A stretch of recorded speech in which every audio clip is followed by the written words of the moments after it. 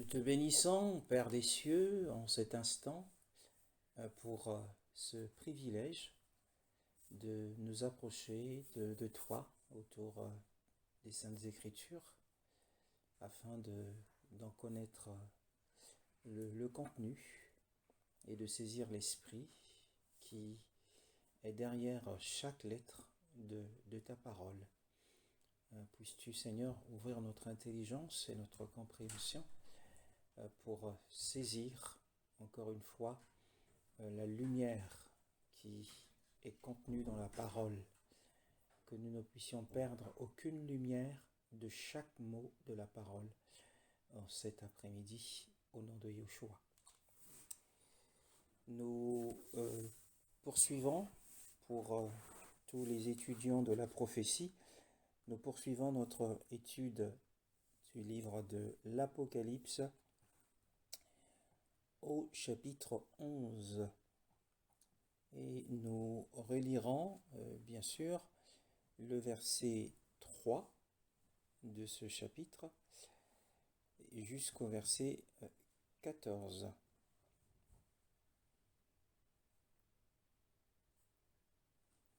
Apocalypse, chapitre 11, verset 3 jusqu'au verset 14. Je donnerai à mes 2 témoins le pouvoir de prophétiser, habillés de sacs pendant 1260 jours. Ce sont les 2 oliviers et les 2 chandeliers qui se tiennent devant le Seigneur de la terre. Si quelqu'un veut leur faire du mal, du feu sort de leur bouche et dévore leurs ennemis. Oui, si quelqu'un veut leur faire du mal, c'est ainsi qu'il doit être tué. Ils ont le pouvoir de fermer le ciel afin qu'il ne tombe pas de pluie durant le temps de leur prophétie. Ils ont aussi le pouvoir de changer l'eau en sang et de frapper la terre de toutes sortes de fléaux chaque fois qu'ils le voudront. Quand ils auront fini de rendre leur témoignage, la bête qui monte de l'abîme leur fera la guerre, les vaincra et les tuera. Leurs cadavres seront laissés sur la place de la grande ville appelée symboliquement Sodome et Égypte, là même où leur Seigneur a été crucifié. Des hommes de divers peuples, tribus, langues et nations verront leurs cadavres pendant 3 jours et demi. Ils ne permettront pas qu'on les mette au tombeau. Les habitants de la terre se réjouiront à leur sujet. Ils feront la fête et ils échangeront des cadeaux, parce que ces 2 prophètes leur auront causé bien des tourments. Après les 3 jours et demi, un esprit de vie venu de Dieu entra en eux et ils se tinrent debout sur leurs pieds. Une grande crainte s'empara alors de ceux qui les voyaient. J'entendis une voix forte qui, du ciel, leur disait « Montez ici ». Ils montèrent au ciel dans la nuée sous les yeux de leurs ennemis. À ce moment-là, il y eut un grand tremblement de terre, et le 10e de la ville s'écroula. 7000 hommes furent tués dans ce tremblement de terre. Les autres furent effrayés et rendirent gloire au Dieu du ciel. Le 2e malheur est passé. Voici, le 3e malheur vient bientôt. Oui, donc cette lecture nous donne bien le récit des messagers remarquables que notre Elohim a renvoyés sur terre. Et nous avons cité Enoch et Élie.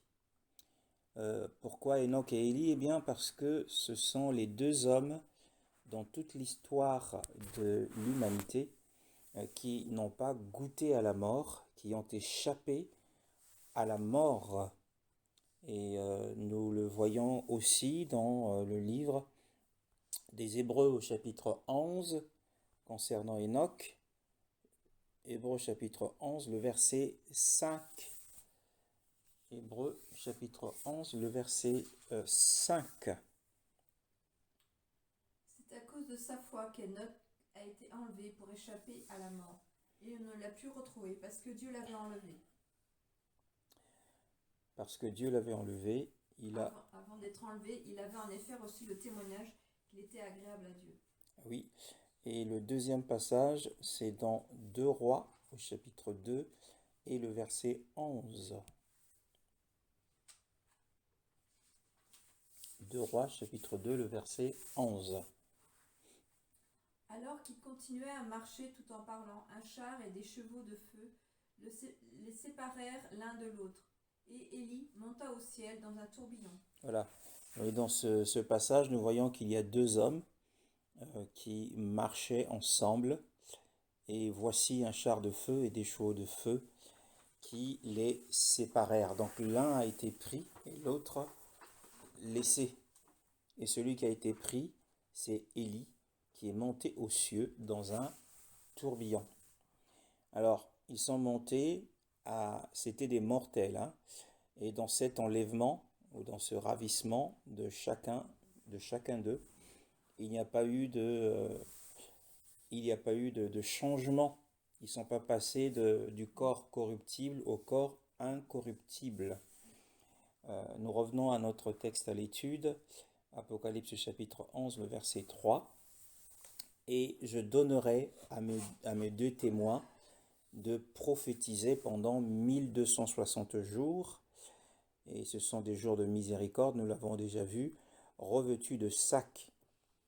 C'est pour exprimer le deuil qu'ils ressentaient. En réalité, ils étaient en deuil du fait que Israël n'était plus dans sa condition d'avant. Et la Bible, le verset 4 nous dit, ce sont les deux oliviers et les deux chandeliers qui se tiennent devant l'Élohim de la terre. Se tenir devant l'Élohim de la terre signifie recevoir un accueil favorable en la présence du Seigneur. Devant Élohim signifie qu'ils sont en vie. Ils sont en vie devant Élohim. La Bible dit que ce sont les deux oliviers. Et dans Zacharie chapitre 4, nous l'avons déjà vu également, et on va relire ce passage, Zacharie chapitre 4, le verset 14. Zacharie chapitre 4, le verset 14. Et il a dit, ce sont les deux hommes désignés par onction qui se tiennent devant le Seigneur de toute la terre. Oui, ce sont les deux hommes désignés par onction qui se tiennent devant le Seigneur de toute la terre. Donc ils ont été ravis et ils se tiennent devant le Seigneur. Voyez-vous? Et dans ma version, il est dit, ce sont les deux fils de l'huile. C'est-à-dire qu'ils étaient imbibés, imprégnés, saturés du Saint-Esprit. Ils étaient remplis, ils étaient dans la plénitude du Saint-Esprit. Et à l'autre texte, à l'étude, la Bible nous dit, au chapitre 11, effectivement, le verset 4, « Et si quelqu'un veut leur faire du mal, au verset 5, « Si quelqu'un veut leur faire du mal, du feu sort de leur bouche et dévore leurs ennemis. Et si quelqu'un veut leur faire du mal, il faut qu'il soit tué de cette manière. » Mais avant d'aborder le verset 5, le verset 3 nous dit « Et je donnerai à mes deux témoins de prophétiser », donc de témoigner pendant 1260 jours. Et nous avons bien compris que les 1260 jours, concernant ces témoins, se sont passés bien avant le début de la prise, ou avant le début du règne, avant la période de l'autorité incontestée de l'Antéchrist.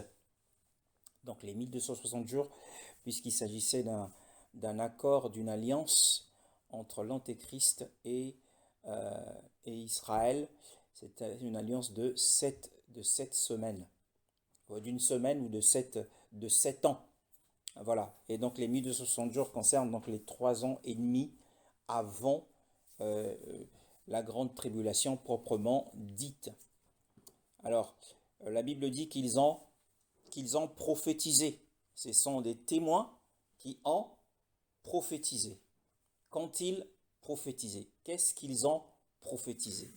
Qu'est-ce qu'ils ont témoigné? Voilà. Donc c'est la question qu'il faut se poser. À quoi consistait le témoignage de ces hommes qui sont réapparus sur la terre? Donc ils étaient enlevés, vivants, et ils sont réapparus. Élie était déjà apparu une fois sur la montagne de la transfiguration. Jacques, Jean et Pierre étaient les témoins oculaires de cette apparition. Et là, ils sont réapparus. Élie et Enoch sont réapparus. Et il dit, je donnerai à mes deux témoins de prophétiser pendant 1260 jours. À quoi consistait alors ce témoignage? Eh bien, ce témoignage, ou le témoignage de l'un comme de l'autre, au cours de cet espace-temps, de cette période, de leur ministère, puisqu'il s'agit ici des deux fils de l'huile, eh bien, au cours de cette période, ils ont témoigné de l'enlèvement qu'ils ont expérimenté. Ils ont témoigné du transfert qu'ils avaient, dont ils étaient l'objet. Ils ont témoigné, de la longueur de temps dans lequel ils sont restés vivants. Ils ont témoigné, de l'Élohim, de la vie qui les a maintenus en vie pendant des milliers d'années en sa présence. C'est de cela qu'ils ont témoigné. Cela nous paraît logique. Quand nous expérimentons quelque chose, la première chose lorsque nous rencontrons les hommes, c'est de leur témoigner la grandeur de l'Élohim et son opération surnaturelle. Donc ces hommes, la Bible dit au verset 4, que ce sont les deux oliviers et les deux chandeliers, c'est-à-dire les deux lampes de feu, les deux lampes qui produisent de la lumière et brûlante, qui se tiennent en la présence de l'Élohim sur la terre. Donc leur long séjour dans les cieux, c'est de cela qu'ils ont témoigné, mais ils ont également prophétisé. Ils ont prophétisé leur mort. Ils ont prophétisé leur mort et leur résurrection. C'était les serviteurs du trône, les serviteurs de confiance du trône. Parce que Elohim leur a confié une onction débordante. Les fils de l'huile, une onction débordante. Alors ils ont témoigné, nous l'avons dit, ils ont témoigné de l'Élohim de la vie. Ils ont témoigné de l'Élohim de la miséricorde. Que notre Dieu est un Dieu miséricordieux et que notre Dieu est un Dieu de vie. Comme dit le psalmiste, il est le soutien de ma vie. Ils ont témoigné combien Yahweh avait soutenu leur vie pendant des milliers d'années. Souvenez-vous que, Enoch a vécu dans la dispensation de la conscience. Et vous savez qu'il y a 7 dispensations. Il y a la dispensation de l'innocence, la dispensation de la conscience. Ensuite, vient la dispensation du gouvernement humain avec Noé. Et après cela, il y a, avec l'entrée en scène d'Abraham, c'est la dispensation de la promesse. Et viendra par la suite la dispensation de la Torah ou la dispensation légale. Après cette dispensation, nous avons la dispensation de la grâce. Et viendra plus tard la dispensation du royaume millénaire. Alors, Enoch a vécu dans la dispensation de la conscience. Mais entre la dispensation de la conscience et la dispensation de la loi ou de la Torah, la Bible englobe ces petites dispensations en la dispensation des patriarches. Et donc Enoch faisait partie de la dispensation des patriarches ou patriarcales. Et Élie faisait partie de la dispensation légale, qui est la dispensation de la loi. Qui dit légal parle en termes de droit et de loi. Alors, ces deux-là sont réapparus parce qu'ils n'avaient pas connu la mort. Et la Bible dit qu'il est réservé aux hommes de mourir qu'une seule fois. Après quoi vient le jugement. Et donc ils sont revenus sur terre en chair et en os, hein, de chair et de sang, des mortels bien sûr, ce sont des hommes, hein, des hommes comme nous, et qui ont témoigné de, nous l'avons dit, du Dieu de la vie, du Dieu de la miséricorde, mais aussi du Dieu de la justice. Et ce Dieu de la justice inflige des punitions jusqu'à la mort du corps. Et aussi avec le pouvoir de jeter l'esprit et l'âme dans la géhenne. Et le verset 5 nous dit, « Et si quelqu'un veut leur faire du mal, du feu sort de leur bouche et dévore leurs ennemis. Et si quelqu'un veut leur faire du mal, il faut qu'il soit tué de cette manière. » Donc nous y voyons ici une double annonce ou une répétition de la volonté ou de la volonté de qui que ce soit à vouloir leur faire du mal. Eh bien, cette répétition ou cette double annonce, eh bien, traduit ici ou exprime ici l'inimitié de l'homme contre Elohim, l'inimitié de l'homme contre Elohim et contre son peuple. Hein. Et si quelqu'un veut leur faire du mal, alors si quelqu'un a conçu un plan, ou si une nation avait conçu un plan pour les supprimer, voyez-vous, c'était les deux chandeliers, qui se tenaient devant l'Élohim, c'était des lampes de feu qui propageaient de la lumière, mais aussi du feu brûlant. Et les hommes à cette période de l'histoire, qu'est-ce qu'ils avaient envie? Eh bien, le désir de leur cœur, le mauvais désir de leur cœur, leur inimitié, c'était de vouloir éteindre ce feu.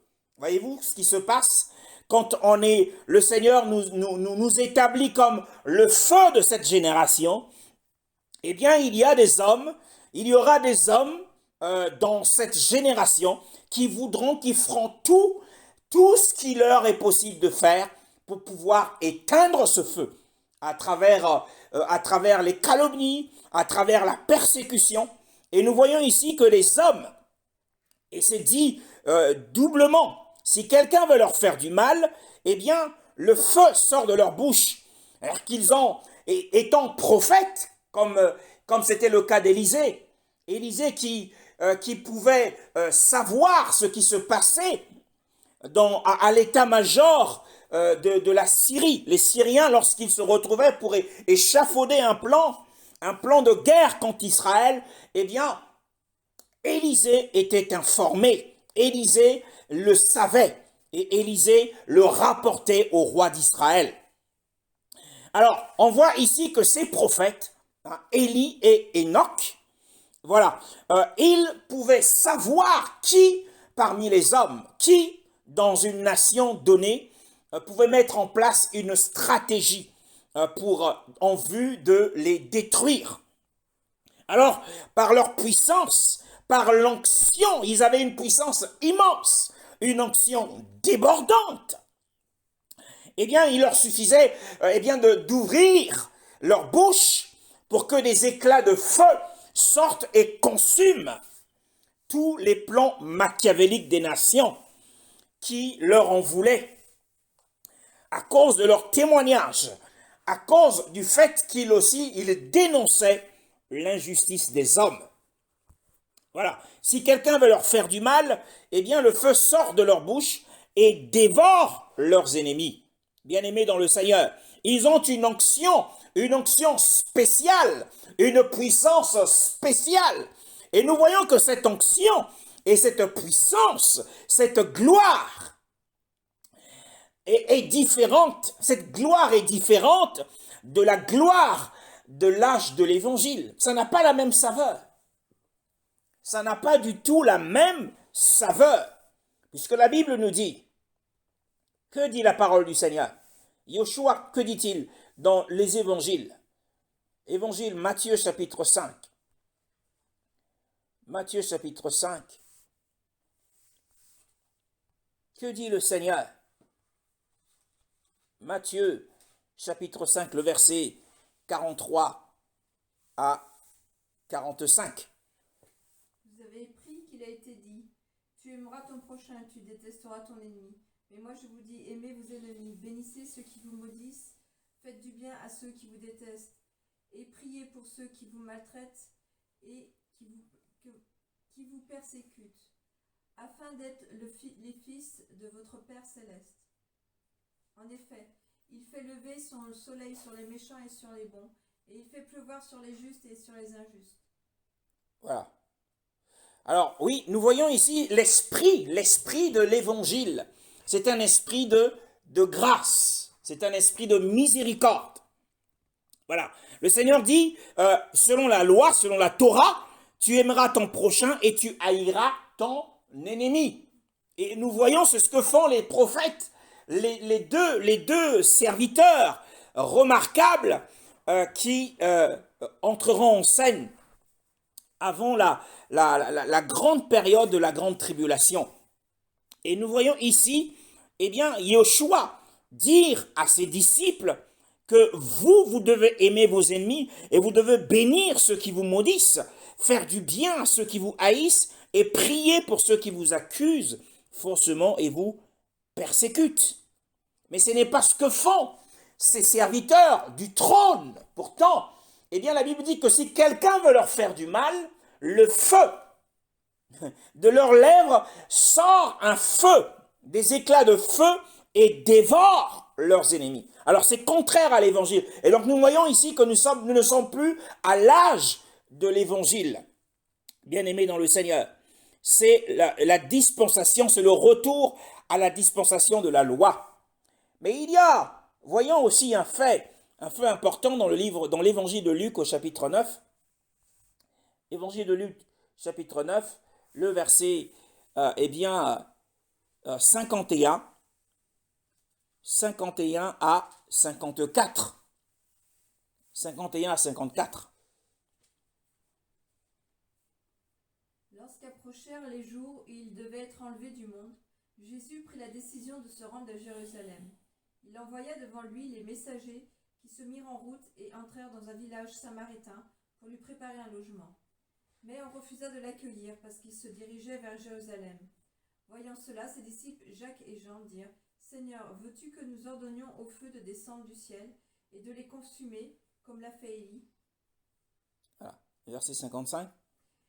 Jésus se tourna vers eux et leur adressa des reproches en disant, « Vous ne savez pas de quel esprit vous êtes animés. » 56, pour finir. En effet, le Fils de l'homme n'est pas venu pour perdre les âmes des hommes, mais pour les sauver. Et ils allèrent dans un autre village. Voilà. Le Fils de l'homme, le Fils d'humain n'est pas venu pour perdre les âmes des hommes, mais pour les sauver. Ça, c'est l'esprit de l'évangile.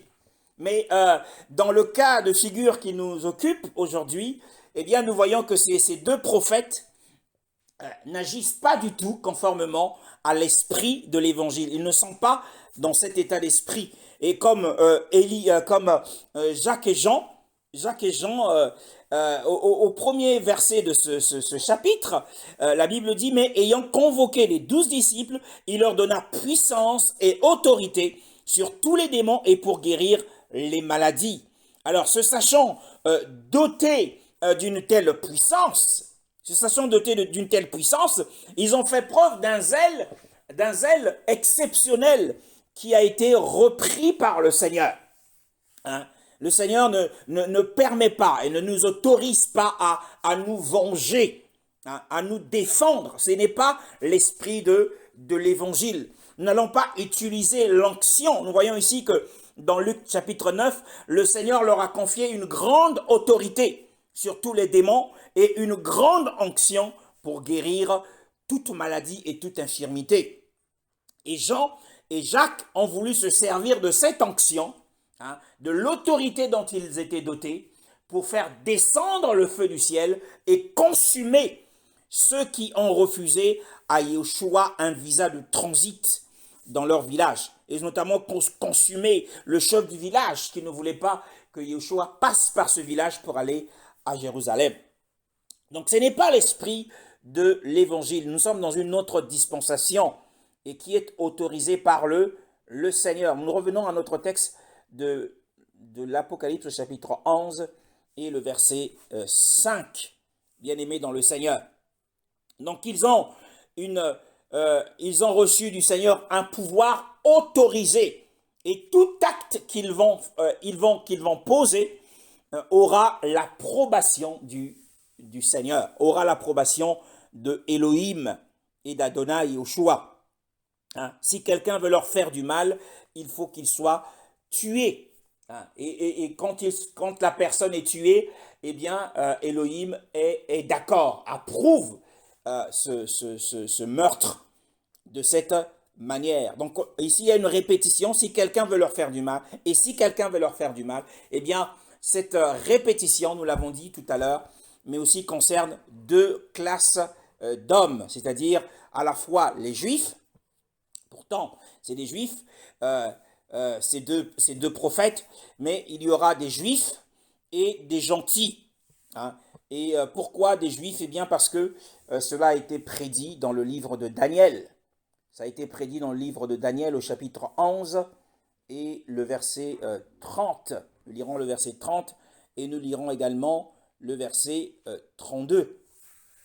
Daniel chapitre 11, le verset 30 et nous lirons aussi le verset 32. Des bateaux venus de l'ouest avanceront contre lui. Découragé, il rebroussera chemin. Puis dans sa rage, il agira contre l'Alliance sainte. Il reviendra et traitera avec bienveillance ceux qui auront abandonné l'Alliance sainte. Voilà. 32. Il corrompra par des flatteries ceux qui violent l'alliance. Mais les membres du peuple qui connaîtront leur Dieu agiront avec fermeté. Voilà, donc il y aura parmi les fils d'Israël ceux qui abandonneront l'alliance. Ce sont ceux-là qui feront la guerre, même aux deux prophètes. Hein, le verset 32 dit, il corrompra, et on parle ici de l'Antéchrist, par des flatteries, ceux qui agissent méchamment à l'égard de l'alliance. Donc ce sont ces juifs traîtres qui vont s'opposer, qui vont combattre et qui vont persécuter les deux serviteurs du trône, qui ont toute la confiance du trône, pour avoir une telle puissance. Chapitre 11, le verset 6 nous dit aussi, eh bien, ils ont le pouvoir, c'est un pouvoir autorisé, de fermer le ciel afin qu'il ne pleuve pas pendant les jours de leur prophétie. Hein. Ils ont le pouvoir de changer les eaux en sang et de frapper la terre de toutes sortes de plaies, toutes les fois qu'ils le voudront. Voyez-vous, l'onction sur eux, hein, et leur volonté, eh bien, l'onction sur eux et leur volonté était conforme à la volonté du Seigneur, conforme à la volonté d'Élohim lui-même, de Yahweh. Parce que toutes les fois qu'ils le voudront, mais eh bien, on a ici l'image d'une onction tellement débordante, que le pouvoir de fermer le ciel qui avait été confié aussi à Élie en son temps, lui sera redonné. Et cela nous démontre que le fait qu'ils ont passé un très long séjour, dans le sanctuaire d'Élohim, eh bien, ce qui fait que le Seigneur leur a confié une si grande onction, une si puissante autorité. Hein. Et eh bien, l'accomplissement de cette parole avait déjà été prédit par le prophète Ézéchiel. Ézéchiel chapitre 22, le verset 24. Ézéchiel chapitre 22, le verset 24. Nous lirons également Ésaïe chapitre 5, le verset 6. Fils de l'homme, dis à Jérusalem, tu es une terre non purifiée, non trempée par la pluie un jour de colère. Voilà. Donc Israël sera, le jour de colère, c'est le jour de la tribulation. Hein. Et les jours précédant cette tribulation, nous voyons que ces prophètes fermeront entièrement le ciel. Donc nous voyons également dans Ésaïe, chapitre 5, le verset 6, ce qu'il en est, ce qu'il en ressort.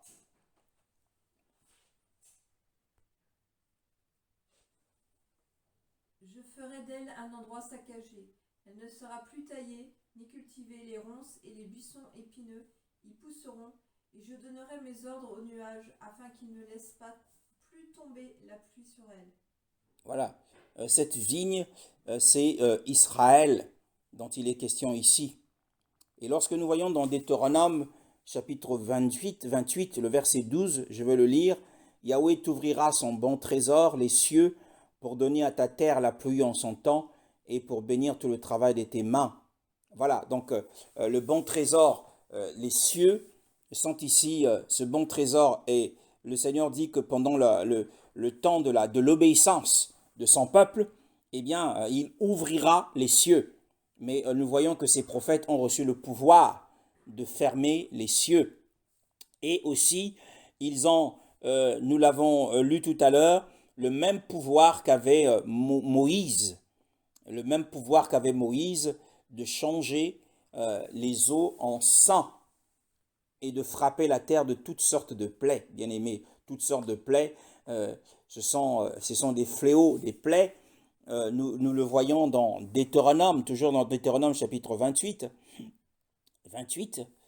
le verset 59. Le verset 59 nous dit quelque chose à ce sujet.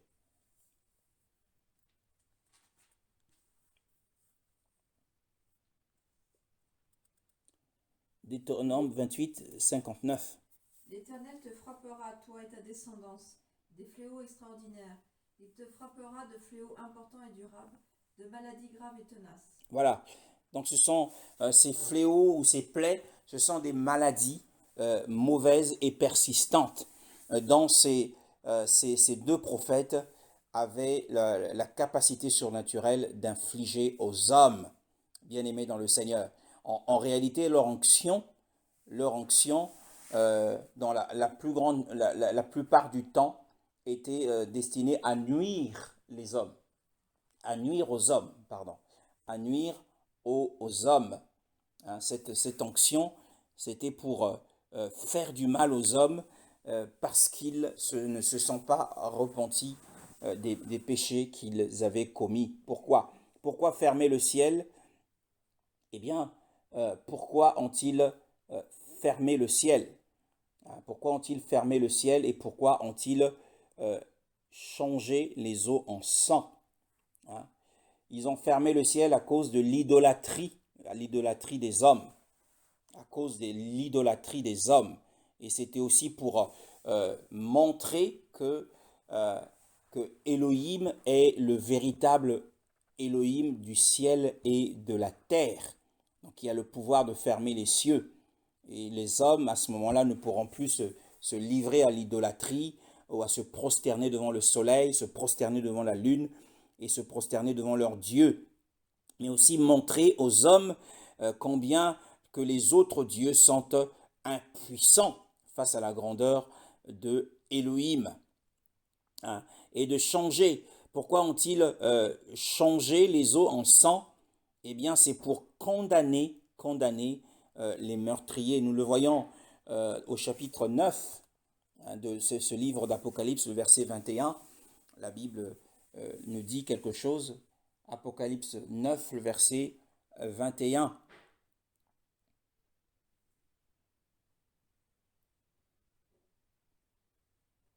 Et ils ne se repentirent pas de leur meurtre, ni de leur sorcellerie, ni de leur immoralité sexuelle, ni de leur vol. Voilà. Donc les eaux furent changées en sang, que ce soit en Égypte ou que ce soit dans ce cas précis. C'était aussi pour condamner les meurtres qu'avait commis Pharaon du temps des Hébreux. Et pareil, ici, pourquoi les eaux seront changées en sang, c'est-à-dire les océans, les eaux douces, comme les eaux salées, seront changées en sang, eh bien parce que à cause des meurtres qui se commettent, à cause de la sorcellerie et des relations sexuelles illicites. Et le verset 9 nous parle que les hommes, les êtres humains qui ne furent pas tués par ces fléaux ne se repentirent pas de leurs œuvres, des œuvres de leurs mains, pour ne plus adorer les démons et les idoles d'or, d'argent et de cuivre, de pierre et de bois, qui ne peuvent ni voir, ni entendre, ni marcher. Hein, c'est ici dans l'expression de la fermeture des cieux pour qu'il n'y ait plus de pluie. Donc nous revenons au chapitre 11 et ces choses arriveront bientôt, bien-aimés dans le Seigneur. Hein, et toutes les fois qu'ils le voudront, voyez-vous, qu'ils ont le pouvoir d'utiliser l'onction autant qu'ils le voudront et leur volonté était conforme à la volonté du Seigneur. Le verset 7, il dit, quand ils auront achevé leur témoignage, quand ils auront achevé leur témoignage, auront, c'est au futur, la bête qui monte de l'abîme. C'est la première fois que la parole du Seigneur nous parle de cette expression ou de la bête qui monte de l'abîme. Au chapitre 9 que nous avons déjà couvert, la Bible nous parle au verset que nous avons aussi couvert, nous parle, si la sœur Carole est à la page, nous parle de l'ange de l'abîme, n'est-ce pas? Le verset 11, « Elles ont sur elle comme roi l'ange de l'abîme, dont le nom en hébreu est Abondon, mais en grec son nom est Apollyon. » Voyez-vous? Et c'est la première fois dans ce livre, au chapitre 11, nous revenons, qu'il est fait mention de la bête qui monte de l'abîme, qui n'est autre que l'antéchrist, mes frères, qui leur fera la guerre, puisque aucune puissance, ils ont défié toute la puissance armée des hommes. Si quelqu'un veut leur faire du mal, eh bien, le feu sort de leur bouche et dévore leurs ennemis. Ils vont défier toute la puissance nucléaire, la puissance humaine. Voilà. Et quand ils auront achevé leur témoignage, donc à la fin de leur témoignage, au terme de leur témoignage, c'est-à-dire de 1260 jours, lorsque les 1260 jours seront achevés, eh bien, la bête qui monte de l'abîme leur fera la guerre, remportera la victoire sur eux et les tuera. Voilà. Le verset 7 et le verset 8 nous dit « Et leurs cadavres seront sur la place », hein, sur la place de la grande ville qui est appelée spirituellement Sodome et Gomorrhe, et là où notre Seigneur a été crucifié, hein, lorsqu'ils auront achevé leur témoignage. Voilà. En fait, en réalité, quand vous regardez qu'il y a en fait une différence, il y a une différence de l'utilisation de temps par l'ange qui montre des choses au prophète Jean, parce que la Bible dit au verset 5, si quelqu'un veut leur faire du mal, c'est au présent. Au verset 6, ils ont le pouvoir au présent. Et au verset 7, quand ils auront achevé, nous sommes au futur. Hein. Le verset 9 nous parle également du futur. Et le verset 10 nous parle de ceux qui habitent sur la terre se réjouiront à leur sujet, nous parle du futur également. Et le verset 11, voyez-vous, le verset 11, mais après ces 3 jours et demi, l'esprit de vie vint d'Élohim sur eux. Et c'est au passé. Donc on a le présent, le futur et le passé. Hein. Et le verset 12, ils entendirent une grande voix, c'est aussi au passé. Pourquoi? Eh bien parce que le début de leur ministère a été déplacé. Le début de leur ministère a été déplacé. Par contre, le futur de leur ministère, eh bien, c'est-à-dire la fin de leur témoignage, est bel et bien en place, c'est-à-dire le verset 7. Mais le début de leur ministère, ce n'est pas à ce moment-là, parce que on ne peut pas, si vous examinez exactement les Écritures, vous verrez que le verset 7 nous parle de l'achèvement de leur témoignage, donc à la fin de 1260 jours.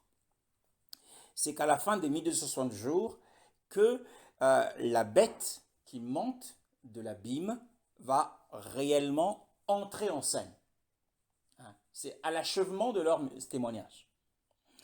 Parce il était pour les nations un obstacle.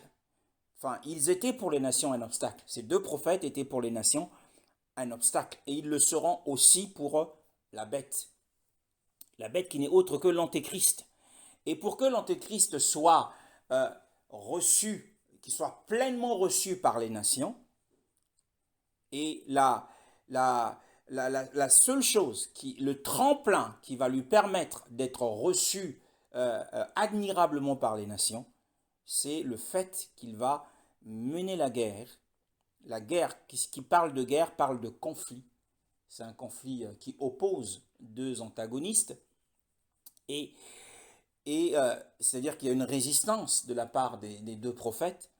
Et il va avoir sur eux la victoire. Il va remporter la victoire sur eux. Et ensuite, il parviendra à les tuer. Donc on voit que ces deux prophètes, c'était vraiment des mortels, c'était des hommes qui n'avaient pas de corps incorruptible, encore une fois. Mais ils étaient maintenus dans la présence de Dieu pendant des milliers d'années. Donc c'est le témoignage qu'ils ont rendu en leur temps. Ils rendront en leur temps, bien sûr. La Bible nous parle, comme je l'ai dit tout à l'heure, c'est la première fois que la Bible mentionne cet adjectif, la bête. La bête. Vous savez que la bête monte de l'abîme, bien aimé dans le Seigneur. Et seule la bête a le pouvoir de remporter la victoire. Pourtant, au verset 5, il est dit, si quelqu'un veut leur faire du mal, donc ils le savent à l'avance. Ils le savent à l'avance, en tant que prophètes, le feu sort de leur bouche et dévore leurs ennemis. La Bible dit également qu'ils ont le pouvoir, ils ont la clé pour fermer les cieux, pour qu'il n'y ait plus de pluie, qu'il y ait de la sécheresse partout. Ils ont aussi le pouvoir de changer les eaux en sang. Mais ils ont aussi le pouvoir de frapper la terre de toutes sortes de maladies. Hein, des hémorroïdes, de la lèpre, de tout type de maladies possibles et inimaginables. Et toutes les fois qu'ils le voudront. Mais, pourtant, la Bible nous les présente comme étant les deux fils de l'huile, c'est-à-dire qu'ils sont débordants d'onction. Mais au verset 7, à la fin de ce verset, nous voyons que la bête qui monte de l'abîme, il est appelé la bête. Pourquoi est-il appelé la bête? Eh bien, c'est le plus grand antagoniste. C'est le plus grand antagoniste de Yeshua, qui est appelé l'agneau. Yeshua est appelé l'agneau, c'est-à-dire la bête domestique. Et l'antéchrist est appelé la bête sauvage. Qu'est-ce que cela indique? La bête sauvage indique, eh bien, sa férocité, sa passion, sa rage, mais aussi son obstination violente, ainsi que son insoumission. Hein? C'est une bête féroce, une bête sauvage, on ne peut pas la dompter. Hein? Et l'agneau marque et caractérise, bien aimé, nous le savons tous, que l'agneau caractérise déjà en lui-même l'agneau, il caractérise la douceur. Hein? Ça, nous le savons, c'est la douceur, là, c'est le caractère de la miséricorde. Le caractère de la miséricorde. Et aussi son endurance, l'endurance patiente, mais aussi sa soumission au trône. Hein? Il a été comme un agneau que l'on mène à l'abattoir et il n'a point ouvert sa bouche. Donc sa soumission jusqu'à la mort de la croix. C'est l'agneau. Mais d'un autre côté, à l'opposé, on a une bête qui est caractérisée par sa férocité. Il est féroce. Il est plein de passion. En fait, rien n'est sacré pour lui. Puisque la Bible dit qu'il entrera dans le lieu très saint, il s'asseyra et il prendra la place d'Élohim. Et cette bête monte de l'abîme. Hein? Et nous l'avons vu aussi que Yeshua descendra du ciel avec ses ses anges, c'est son armée d'anges. Mais que cette bête qui monte de l'abîme est aussi appelée le roi des sauterelles. Hein, il a aussi son armée qui sont les sauterelles. Voyez-vous? Mais cette bête, regardons un autre passage d'Apocalypse au chapitre 17. Apocalypse chapitre 17. Que nous dit la parole de Dieu au sujet de la bête dans Apocalypse chapitre 17, le verset 8. La bête que tu as vue existait et elle n'existait plus. Elle va monter de l'abîme et s'en aller à la perdition. Les habitants de la terre, ceux dont le nom n'a pas été inscrit dès la création du monde dans le livre de vie, s'étonneront en voyant que la bête existait et qu'elle n'existe plus, et qu'elle réapparaîtra. Voilà. Voyez-vous, la bête que tu as vue était, ou dans ta version, c'est intéressant, existait, donc était, et elle n'est plus. Et elle doit monter de l'abîme et aller à la destruction. Et donc, dans le passage qui nous concerne, on le voit monter de l'abîme. Mais, en réalité, cette bête avait déjà existé, avait déjà vécu sur la terre. Avait déjà vécu sur la terre. Et cette bête n'est autre que, l'empereur, l'esprit de l'empereur Néron. Hein? Et l'empereur Néron était l'empereur qui a le plus persécuté les saints. Et il est mort en 68 en s'égorgeant. Il s'est égorgé tout seul le 9 juin 68, bien aimé dans le Seigneur. Donc son esprit était gardé dans le lieu des perdus de l'abîme. Et là, il remonte. Et cette remontée n'est autre qu'une résurrection. Hein, cette remontée de l'abîme est une résurrection. Donc il a une nature immortelle. Et avec la force et la sagesse que confère la résurrection. La résurrection lui confère une sagesse et une force qui lui permettra de régner, bien aimé dans le Seigneur, de régner. Nous allons le voir dans Apocalypse chapitre 13. Apocalypse chapitre 13. 4 à 5. 4 à 5. On adora le dragon parce qu'il avait donné l'autorité à la bête. On adora aussi la bête en disant qui est semblable à la bête et qui peut combattre contre elle. Voilà, déjà ce cri admiratif, qui est semblable à la bête, qui peut combattre contre elle, eh bien c'est parce qu'il va pouvoir tuer les deux prophètes que personne ne pouvait supprimer, personne ne pouvait atteindre à cause de l'onction qu'ils avaient.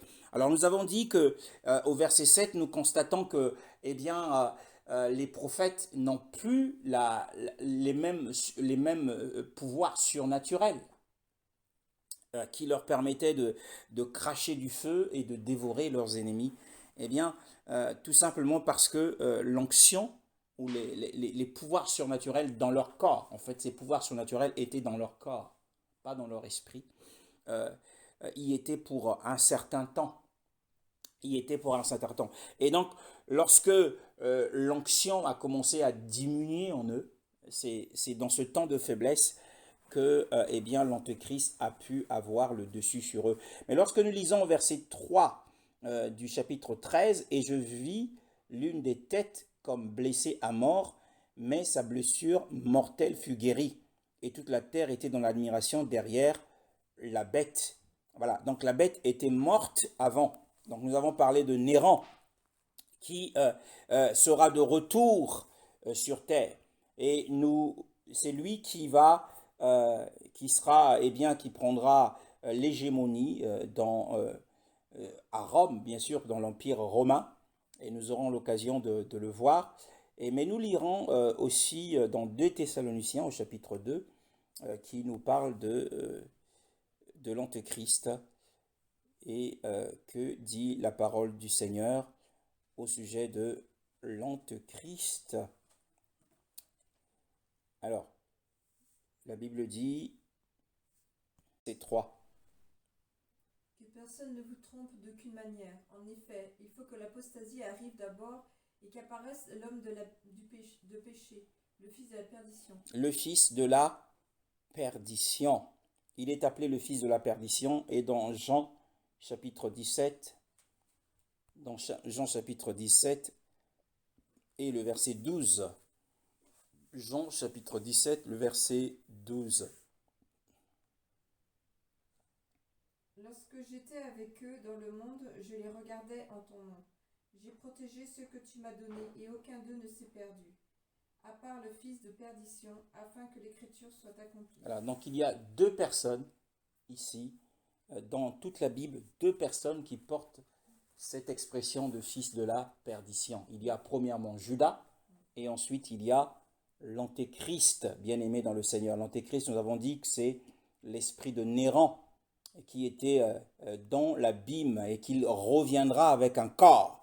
Il reviendra avec un corps de résurrection pour être, en fait, il sera immortel.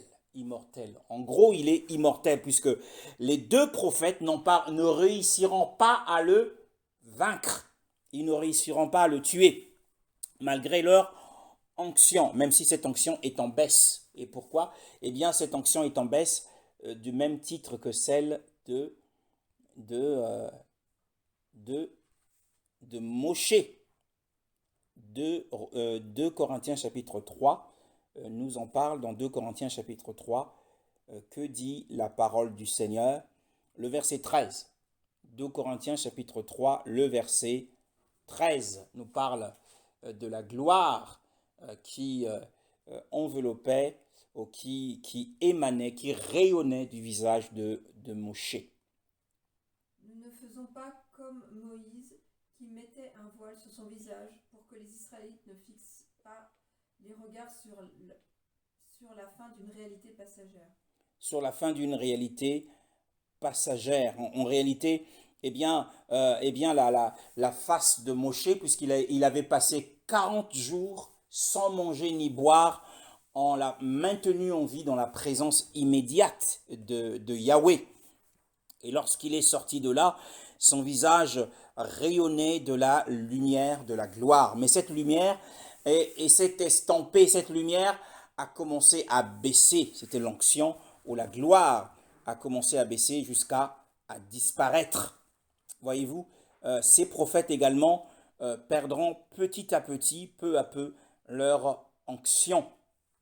Et à partir de là, l'Antéchrist, qui n'est autre que l'esprit de Néran, de retour sur terre dans un corps, mais un corps de résurrection, car personne ne pourra, avec la sagesse qu'il va avoir, il va donc avoir une période d'autorité incontestée sur la terre entière pendant 3 ans et demi. Mais c'est à cause de toute la sagesse qui vient par là, la résurrection. Il y a une force qui est communiquée par la résurrection. Et les 2 prophètes ne parviendront pas à le mettre à mort. En fait, il n'y a qu'une seule personne qui va pouvoir, qui pourra venir à bout de l'Antéchrist, c'est Yahushua, et qui le détruira par le souffle de sa bouche. Voilà, c'est Yahushua.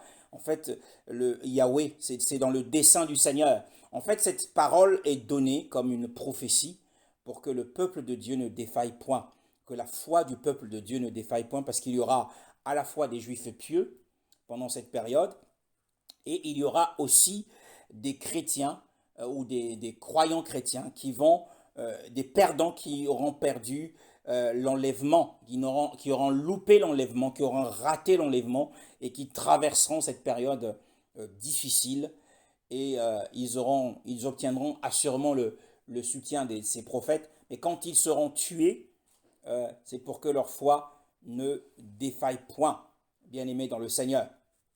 Et nous voyons que dans nous revenons à notre texte, à l'étude, et la bête qui monte de l'abîme, leur fera la guerre, remportera la victoire sur eux et les tuera. Et c'est à partir de là, puisque eh bien, la bête va pouvoir tuer ces deux hommes, que sa renommée sera mondiale. Sa renommée sera mondiale. Et nous l'avons lu tout à l'heure, le cri admiratif des hommes qui dit qui est semblable à la bête et qui peut combattre contre elle. C'est un cri. Donc il devient une merveille pour le monde parce il a pu tuer ces deux prophètes qui frappaient la terre de toutes sortes de plaies. Et la Bible dit, et leurs cadavres seront sur la place de la grande ville, voyez-vous, la grande ville qui est appelée spirituellement Sodome et Égypte, là même où notre Seigneur a été crucifié. Comment c'est dit dans ta version, sœur Carole? Symboliquement, Sodome et Égypte. Oui, ensuite. La même où le Seigneur a été crucifié. La même où le Seigneur a été crucifié. Et voilà. Mais dans la version originale, il est dit là où aussi notre Seigneur a été crucifié. Aussi. Là où aussi notre Seigneur a été crucifié. Hein. Et cette grande ville, voyez-vous, hein, au départ de ce chapitre, il est dit que les nations fouleront aux pieds la ville sainte. Hein. Et cette grande ville, qui n'est autre que Jérusalem, deviendra eh bien, Sodome et Égypte. Alors, que signifie l'expression spirituellement? Spirituellement signifie, il y a deux significations dans le terme spirituellement. Spirituellement signifie être né de l'esprit, premièrement, et signifie également eh bien, être inspiré de l'esprit. Donc, aux yeux de ceux qui sont inspirés de l'esprit d'Élohim, Jérusalem, c'est Sodome et Égypte. Sodome pour ses péchés les plus atroces, Égypte pour son idolâtrie. Hein? Là même où aussi notre Seigneur a été crucifié, bien-aimé dans le Seigneur. C'est pour signifier ici que ces deux prophètes seront aussi crucifiés. Ils seront tués par crucifixion. Hein, Yoshua le dit d'ailleurs, nous allons le lire dans Matthieu chapitre 23. Matthieu chapitre 23, 34, et vous lirez également le verset 37. C'est pourquoi je vous envoie des prophètes, des sages et des spécialistes de la loi. Vous tuerez et crucifiez les uns, vous fouetterez les autres dans vos synagogues et vous les persécuterez de ville en ville. Le verset 37. Jérusalem, Jérusalem, toi qui tues les prophètes et qui lapides ceux qui te sont envoyés. Combien de fois j'ai voulu rassembler tes enfants, comme une poule rassemble ses poussins sous ses ailes, et vous ne l'avez pas voulu. Voilà. Jérusalem, Jérusalem, qui tue les prophètes et qui lapide ceux qui te sont envoyés. Et le verset 34 nous dit, eh bien, j'envoie vers vous des prophètes, des sages et des scribes. Vous tuerez et vous crucifierez les uns. Donc cela a été une mort violente et prédite aux prophètes, bien-aimés dans le Seigneur. Et ces deux prophètes subiront la crucifixion. Et dans d'autres versions, il est bien dit, là où aussi notre Seigneur a été crucifié. Ce qui signifie ici que, eh bien, ces prophètes subiront également la crucifixion. Et il y a un dessein, Dieu a un but, Elohim a un but derrière cela. Quel est le but du Seigneur? Eh bien, c'est de montrer au monde qu'il est l'Elohim de la résurrection. Et le verset 9 à 10, jusqu'au verset 11, et ceux des tribus, des peuples, des langues et des nations verront leurs cadavres pendant 3 jours et demi, et ils ne permettront pas que leurs cadavres soient mis dans les sépulcres. En fait, ils vont laisser leurs cadavres dans la plus grande indignité. Pourquoi? Eh bien, ça sera vu sur toutes les télévisions du monde et sur tous les réseaux sociaux, ils en parleront. Leurs cadavres seront mis sur la place de la grande ville. Voyez-vous, hein, dans la plus grande indignité. Et pourquoi? Eh bien parce que pendant les jours de leur prophétie, ces deux prophètes vont, comme leur Seigneur, ils vont annoncer, comme leur Seigneur, hein, ils vont annoncer leur mort et leur résurrection pendant 3 jours et demi, leur résurrection. Alors, pour, euh, comme tout le monde ne croit pas, tout le monde n'a pas cru que Yeshua a été ressuscité, et que certains ont prétendu que ses disciples avaient volé son corps et avaient fait croire au monde que Yeshua était ressuscité, alors ces hommes, forts de toutes ces informations et de toutes les contestations qui entourent la mort et la mort et la résurrection de Yeshua, certains disent est-ce qu'il était réellement mort? Qui c'est qui avait vu avec précision qu'il était réellement mort à ce moment-là? Et qui a vu qu'il était ressuscité, puisque pendant sa résurrection, il ne s'est montré qu'à ses disciples bien-aimés dans le Seigneur. Donc leurs cadavres seront sur la place publique et tout le monde attendra de voir, puisqu'ils ont prophétisé, les gens ont compris qu'ils avaient des pouvoirs surnaturels, puisqu'ils ont prophétisé qu'ils mourront et qu'ils ressusciteront 3 jours. Yeshua est ressuscité 3 jours après, mais cela ressusciteront 3 jours et demi après. Pourquoi? Eh bien, 3 jours, parce que Yeshua, il est dit au sujet de Yeshua, il ne permettra pas que son sang voie la corruption et que la décomposition du corps se fait à partir après 3 jours. Et ici, le Seigneur permettra que ses esclaves puissent passer par la corruption. La demi-journée, c'est pour la demi-journée de la corruption de leur corps. En plus, leur corps sera exposé au soleil de Palestine ou d'Israël, voyez-vous, ce qui va aussi accélérer les forces chimiques autour de leur corps et qui va commencer à dévorer. Vous savez que lorsqu'un corps humain devient un cadavre, et les premières parties qui commencent à pourrir, c'est le nez, ensuite c'est les yeux, et après vient la langue. Hein. Et au sujet de la mort, qu'est-ce que la mort? Eh bien la mort, c'est la séparation de l'esprit et de l'âme du corps. Lorsque l'âme de la personne quitte le corps, eh bien ce corps devient immobile et devient froid. Il devient immobile, vide et froid, bien aimé. Et ce qui donne de la chaleur au corps, c'est l'âme.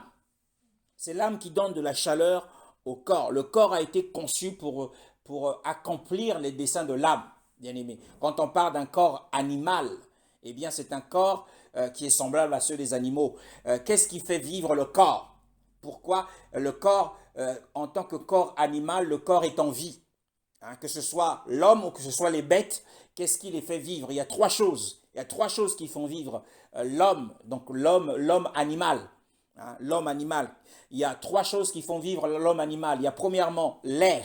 Il a besoin de l'air pour respirer. Deuxièmement, il a besoin de nourriture pour se nourrir. Et troisièmement, il a besoin du sommeil pour se reposer. Donc ce sont les 3 choses. Ce sont les 3 choses que l'on voit partout, que ce soit les animaux, que ce soit les hommes. Ce sont ces 3 choses qui permettent au corps animal de vivre. Et donc lorsque l'âme dans le corps anime le corps pour que les desseins de l'âme soient accomplis. Les desseins de l'âme, c'est quoi? C'est respirer, c'est manger, boire et c'est dormir. Ce sont les besoins de l'âme, bien aimé dans le Seigneur. Mais c'est le gouvernement de l'âme sur le corps. Ce que veut l'âme, ce sont les plaisirs, manger, boire, et dormir, respirer. Et quand l'esprit qui est en l'homme veut prendre les rênes, l'esprit veut emmener le corps, cette fois-ci, à se prosterner devant Dieu et à prier. Et ce qui se passe, c'est que l'âme va communiquer au corps un état de fatigue, une somnolence. Vous allez commencer à éprouver de la somnolence, vous allez commencer à éprouver de la fatigue. Vous n'avez pas envie de prier, mais c'est l'âme en réalité qui communique au corps. Mais quand il s'agit de manger, il n'y a pas de fatigue, il n'y a pas de somnolence, mais le corps est prêt à faire cela. Mais lorsque l'esprit qui est toujours bien disposé, demande au corps de se mettre à genoux et de prier. On se sent fatigué, on commence à prier et on s'arrête, on s'endort. Hein, ça, c'est le combat, c'est la lutte entre la chair, on va dire, entre la chair et l'esprit. Donc nous revenons. Ici, leurs cadavres ne seront pas mis dans les sépulcres, puisqu'ils avaient annoncé leur mort et leur résurrection, comme avait fait leur Seigneur. Alors, ceux des habitants de la terre se réjouiront à leur sujet, ils seront dans l'allégresse et s'enverront des présents les uns aux autres, parce que ces deux prophètes ont tourmenté les habitants de la terre. On n'a jamais vu autant d'inimitié, autant de haine contre des gens, et qui se réjouissent de la mort de deux hommes étranges qui avaient le pouvoir, et personne sur la terre était en mesure de les vaincre, hein, sauf celui qui avait un corps immortel. Qui aura un corps immortel, c'est l'Antéchrist. Lui seul, à cause de son immortalité, va pouvoir vaincre ces hommes qui sont mortels, bien sûr. Mais le Seigneur permettra que leur onction baisse pour qu'ils puissent les vaincre, mais aussi c'est dans le but de montrer aux hommes que la résurrection de Yahushua était réelle, que Yahushua était réellement ressuscité, que Elohim est le Dieu et l'Elohim de la résurrection. Et la Bible dit au verset 11, « Mais après ces 3 jours et demi, l'esprit de vie, hein, vous savez que les 7 esprits qui sentent l'agneau a 7 yeux, et 7 esprits, ce sont les 7 esprits qui sont envoyés sur toute la terre. Nous dit Apocalypse chapitre 5, hein, bien-aimé dans le Seigneur, Apocalypse chapitre 5, on va le lire rapidement. Apocalypse chapitre 5, le verset 6. « Et je regardais, voici au milieu du trône et des 4 êtres vivants, et au milieu des anciens, un agneau, hein, celui qui a le caractère, bien-aimé, le caractère de la miséricorde, de la douceur, hein, qui se tenait debout. C'est la bête, la bonne bête, hein, c'est la bête domestique, comme tuée, ayant 7 cornes et 7 yeux. Hein, 7 cornes nous parle de sa puissance, sa puissance infinie, plénitude de puissance. Et 7 yeux nous parle de sa connaissance infinie. Il est omniscient. Omniscient. Et qui sont les 7 esprits d'Élohim envoyés sur toute la terre. Et parmi les 7 esprits, il y a l'esprit de vie physique. Donc le Saint-Esprit aussi communique la vie physique. Il a ressuscité Yahushua, et la Bible dit qu'il le ressuscitera aussi, il rendra aussi la vie à vos corps mortels.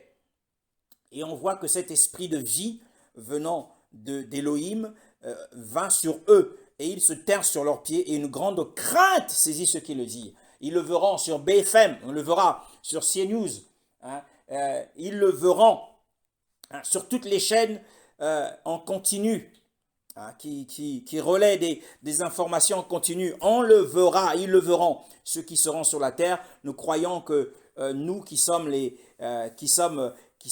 attendons patiemment le retour, l'avènement de Yahushua, nous serons suffisamment vigilants pour être pris par le Seigneur. Nous aurons la merveilleuse occasion de parler de l'enlèvement, mais très bientôt, hein, bien-aimés dans le Seigneur, et ça sera quelque chose de merveilleux. Et la Bible dit, ils verront cette résurrection, ça sera visible, ça sera un grand spectacle sur le monde entier. Hein. Et ils entendirent une grande voix du ciel leur disant, montez ici. Hein, cette fois-ci, ils sont passés par la mort. Enoch et Élie vont passer par la mort et la résurrection. Donc ici, nous avons un enlèvement, hein, qui n'a rien à voir avec l'enlèvement de l'Église. Donc voyez-vous, il n'y a pas qu'un seul enlèvement. Donc ici, la Bible dit, montez ici.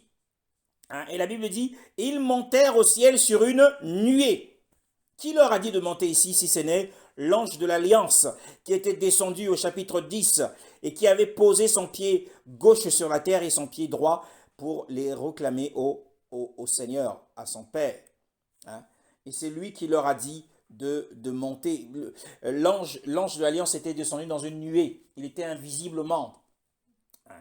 Il était invisible. Et là aussi, ses serviteurs montent dans une nuée et leurs ennemis le virent. Et la Bible dit au verset 13, et à cette heure, il y eut un grand tremblement de terre. Voyez-vous, le serviteur n'est pas plus grand que son maître, mais un serviteur accompli sera comme son maître. Ils étaient comme Yahushua. Hein. Dans toute leur histoire, ils étaient comme Yahushua. Ils avaient une onction débordante, comme Sauf que cette onction débordante, en grande partie, servait à nuire les hommes, hein, à nuire aux hommes. Et c'était les jugements du Seigneur, puisque c'était dans sa volonté, il est en guerre contre l'humanité. Ici, on n'est plus à l'âge de la grâce, le temps de la patience d'Élohim était déjà dépassé. Hein. Nous sommes Yahweh est en guerre contre les hommes, hein, voyez-vous. Et nous comprenons aussi que ces deux prophètes, en réalité, commencent leur ministère avant la cinquième trompette. Ils commencent leur ministère 2 ans avant la cinquième trompette, puisque la cinquième trompette durera 5 mois, avec l'ouverture de l'abîme, 5 mois. La sixième trompette dure 1 an, 13 mois. 1 an, 1 mois et 1 jour et 1 heure. Et donc, en réalité, la fin de leur ministère, des 1260 jours, s'achève. Et s'achève, eh bien, au départ du règne de l'Antéchrist, puisque le règne de l'Antéchrist est une période d'autorité incontestée, hein, incontestée. Et la Bible dit qu'il y eut un grand tremblement de terre, frères dans le Seigneur. Souvenez-vous au sujet de Yeshua, ce qu'il est dit au chapitre 27 de Matthieu. Matthieu chapitre 27 et le verset 51. Et voici, le voile du temple se déchira en deux, depuis le haut jusqu'en bas, et la terre trembla, et les pierres se fondirent. Pourquoi? Eh bien, le verset 50, mais Yeshua poussa de nouveau un grand cri et rendit l'esprit. Pendant que Yeshua poussait un grand cri et a rendu l'esprit, la terre a tremblé. Et aussi à sa résurrection, le chapitre 28, la Bible dit ceci, mais au premier verset, mais après les Shabbats, à l'aube de l'un des Shabbats, Myriam, Madeleine et l'autre Myriam allèrent voir le sépulcre. Et voici qu'il se fit un grand tremblement de terre, car un ange du Seigneur étant descendu du ciel vint et roula la pierre à côté de l'entrée et s'assit dessus. Or son visage était comme un éclair et son vêtement blanc comme la neige. Et les gardes tremblèrent de peur et devinrent comme morts. Donc nous voyons beaucoup de similitudes avec le ministère et la vie de Yeshua. Ah, ce sont réellement les serviteurs de confiance. Pour avoir une telle puissance, eh bien, il faut passer du temps, un long séjour dans le sanctuaire du Seigneur. Hein. Et le Seigneur leur a fait entièrement confiance. Il leur a confié cette puissance. Et il y eut un grand tremblement de terre et la 10e partie de la ville, c'est-à-dire Jérusalem, tomba. Et 7000 noms d'humains furent tués par ce tremblement de terre. C'est-à-dire ce sont des hommes, ce sont des célébrités, ce sont des hommes de renom, ce sont des hommes politiques. Il y en aura 7000 à ce moment-là qui seront à Jérusalem pour voir ce qu'est devenu réellement, ce que deviendront réellement ces hommes qui sont étranges, qui annonçaient qu'ils avaient vécu depuis des milliers d'années et qui n'étaient pas passés par la mort. C'est Enoch et Élie. Donc il y aura beaucoup d'hommes célèbres, il y aura beaucoup d'hommes puissants à Jérusalem à ce moment-là. Et quand le tremblement de terre se produira, et ces 7000 hommes seront tués. Souvenez-vous, au temps d'Élie, eh bien, un des serviteurs qui approuvait d'ailleurs le ministère d'Élie avait gardé, avait caché 7000 hommes qui n'avaient pas fléchi leurs genoux devant Baal. Eh bien, Yahweh aussi l'avait dit, je me suis réservé 7000 hommes qui n'ont pas fléchi leurs genoux devant Baal. Mais ici, 7000 hommes seront tués par ce tremblement de terre. Et les autres furent terrifiés et donnèrent gloire à l'Élohim du ciel. Ils ont donné gloire à l'Élohim du ciel, non pas pour se repentir, mais parce qu'ils étaient terrifiés. C'est parce qu'ils étaient effrayés. Ça n'a rien produit en eux. Ça n'a pas produit de repentance en eux. Hein? De la même manière que lorsque les opposants des deux témoins de Yahweh en Égypte, c'est-à-dire Moïse, Moshe et Aaron, ont frappé la terre d'Égypte d'une des plaies, eh bien, ces opposants ont dit c'est le doigt de Dieu. Mais ce n'est pas pour autant qu'ils s'étaient repentis il s'était tourné vers le Seigneur. Et donc il y aura des choses saisissantes avec ces deux prophètes, bien-aimés dans le Seigneur. Mais sachez une chose, je le dis comme une parenthèse, ces deux prophètes vont être d'une grande utilité pour les Juifs pieux qui vont traverser la grande tribulation. Ils vont être une grande utilité avant la grande tribulation pour les 5 vierges folles. Nous aurons l'occasion de le voir. Ce sont eux qui vont aider les 5 vierges folles. Nous aurons l'occasion d'étudier la parabole prophétique des 10 vierges donnée par le Seigneur lui-même. Que le Seigneur soit béni. Le second malheur est passé. Voici le troisième malheur vient à toute vitesse. Amen.